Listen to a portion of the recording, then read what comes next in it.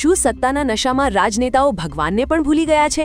ગુજરાતમાં ભગવાન પરશુરામ જન્મોત્સવના પવિત્ર બેનરો પર ભાજપે પોતાના રાજકીય બેનરો લગાવીને સનાતન ધર્મ અને સમસ્ત બ્રહ્મ સમાજનું ઘોર અપમાન કરીને અત્યંત નીચલી કક્ષાની રાજનીતિનું પ્રદર્શન કર્યું છે.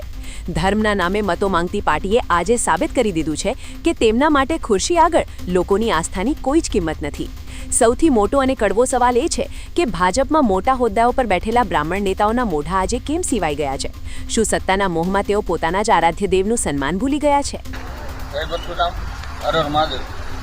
આજે ભગવાન વિષ્ણુના છઠ્ઠા અવતાર અને સમગ્ર સનાતની હિન્દુ સમાજના આરાધ્ય એવા ભગવાન પરશુરામનો જન્મોત્સવ હોય આ જગ્યાએ જે અત્યારે આપ જોઈ રહ્યા છો, ભારતીય જનતા પાર્ટીનું બેનર લાગેલું છે. ત્યાં અમારા મુન્દ્રા તાલુકા સમસ્ત બ્રહ્મ સમાજનું ભગવાન પરશુરામ જન્મોત્સવની ઉજવણી માટેનું બેનર લાગેલું હતું.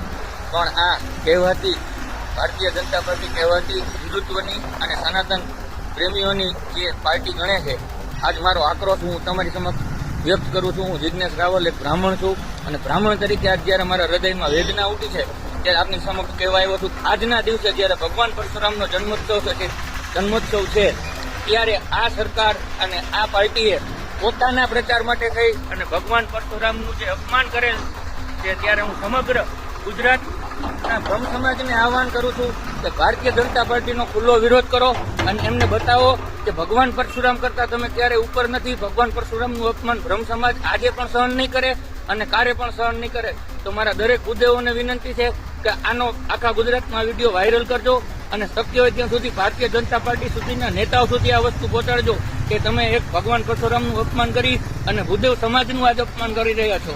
જય હિન્દ, જય ભારત.